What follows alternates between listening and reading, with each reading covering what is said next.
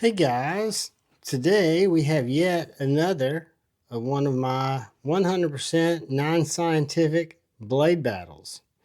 Comparison is as objective as possible through my unique perceptions. So what we're going to do is we're going to take two knives. Today we're going to take a USA made Kershaw Bel-Air and a USA made Bugout. We're going to forget that this has titanium scales on it and go back to the Gryvery, what it costs, and think of it with the Gryvery scales when we're doing our comparisons. But we're going to look at them against several different variables: materials, fit and finish, action, lockup, ergonomics, sliciness, toughness, carry, value. And we're just going to kind of see how they come out. And we'll talk about it out loud. I'll make my thoughts, my predictions, and then you guys leave a comment and tell me where I'm wrong. So this is a knife that I became aware of very late in the game, the Kershaw Bel-Air. I found it to be a wonderful EDC knife that kind of fits that same space as a Benchmade Bugout.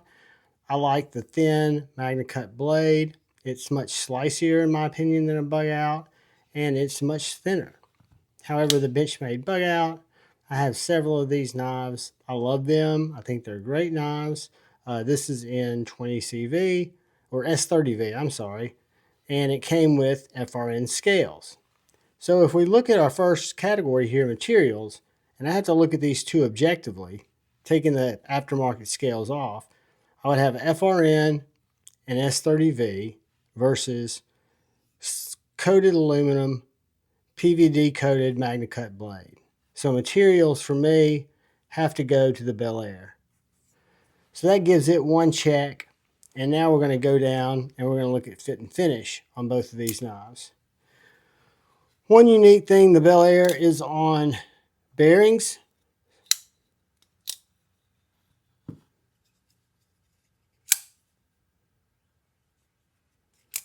But both of these knives, even this one being on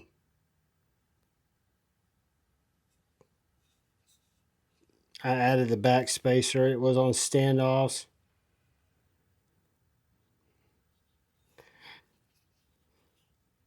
With the FRN scales, I'm going to give this a draw. I think the fit and finish on these two knives is both excellent. One of them doesn't come miles above the other one to make me think, oh, well, that one's probably better. So neither one's going to get a point there. Now let's talk about action. Action to me is a combination of detent and drop, opening and closing it with one hand. And one thing about Bugouts, in my opinion, is they've always had what felt like a sluggish Omega spring. I don't know if it's the placement of the Omega springs, the way they're designed into the liners, but to me the action on a Bugout is not great for the way I actuate a knife, which is flicking it or thumb flipping it. However, if you just like to pull back on it, any of these knives are going to be great, and they're very easy to one-handed open. One of the things I found out about the Bel-Air when I got it was it uses a bar lock called the Duralock, and it must be tuned differently because it's super snappy. I don't know if you guys can hear that difference. This sounds more like a screen door being blown open, where this sounds like a door being slammed. In either case,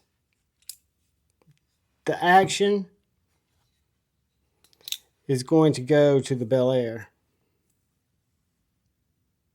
In my opinion, I think it just feels better.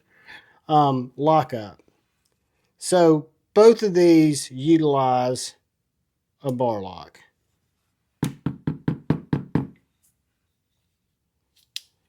And bar lock is about the same thickness on both of them.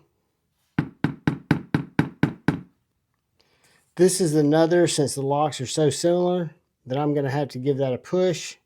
Neither one really has an advantage in lockup since they're both using crossbar style locks that both work very well. Lock up the same way.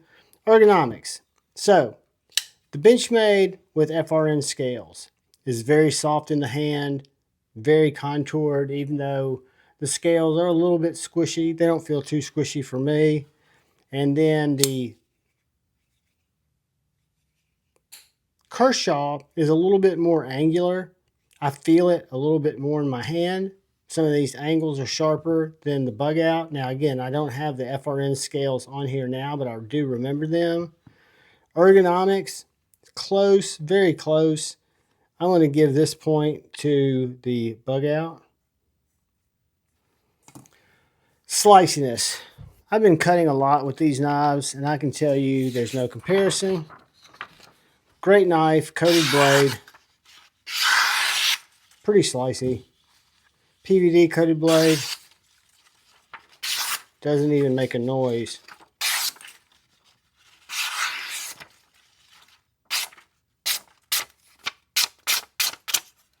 The Bel-Air is slicey by a mile.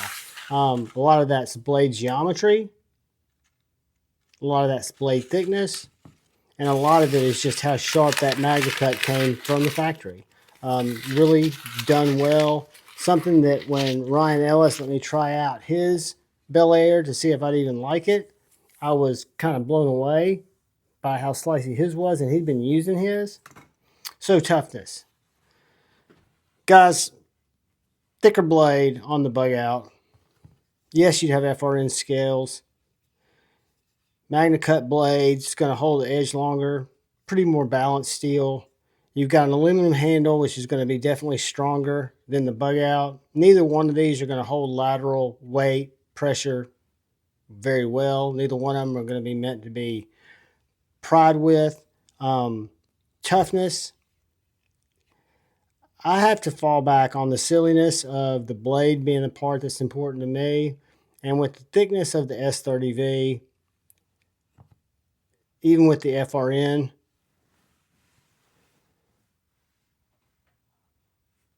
I'm kind of stumped there, guys. FRN is not going to be as tough, even though it's going to be more squishy as the aluminum. The aluminum might get scratched up. I'm giving the Toughness to the Bel-Air. MagnaCut might be a little thinner, but I don't think it's going to be that much softer or not as tough as S30V. And adding the aluminum is going to make the overall stability of the knife tougher. So let's talk about carry. This is going to be a close one because both of these knives have deep carry clips. The Kershaw is a little deeper, which I really like. I've enjoyed carrying it. So you got two clips, factory clips. The Benchmade's shorty goes in the pocket, pretty much fully deep carry, in and out very easily. Kershaw clip, guys, is a banger because it goes deeper than deep, where you don't see any of the knife. The thickness of the knives are just about the same, so they're both going to carry very thinly. Actually, the Bel-Air might be a little less. I'm going to give carry to the Bel-Air too. And I'm surprised because now that we're at value, guys, the Bugout just got an ass kicking, and I wasn't expecting it to be that much. I picked up this Kershaw at Amazon for $135.72. Benchmade Bugout, this one was modded from. It had white, kind of ivory scale, and the black coated blade. At Blade HQ is $200. You can get these as low as $190, $180 with the coated blade. So I'm not even taking into account the scale. So it's nearly $65, $64 more. I'm going to give value to the Bel-Air 1, 2, 3, 4, 5, 6 to 1. And either one of these pushes could have made that worse. But guys, all joking aside, since this is 100% non-scientific and it's just me kind of trying to wrap my head around these knives based on variables that might make sense to all of us, they're both great knives. The Bugout is one of my favorites. I've actually got two of them. I've been very impressed with entries like the Bel-Air that I just learned about, the Vosteed Parallel, the Geo knife. I mean, there have been a lot of bar lock knives that I had sworn off for a long time. The Bugout's one I always kept in my pocket. It's a great knife. I think either one of these knives, based on what you like, is going to be a great knife. Something that's a news flash I saw at White Mountain Knives. They now have the Bel-Air with canvas micarta handles and a clip point blade, so you don't have that reverse tanto. I really like that blade, but they do have another blade style now. Guys, thanks for watching. I hope you found it informative, entertaining, somewhat educational maybe. But do me a favor, Thank you to all the channel members. Thank you to anyone who comes in to check out my knife and EDC content. Hit the like button if you don't mind.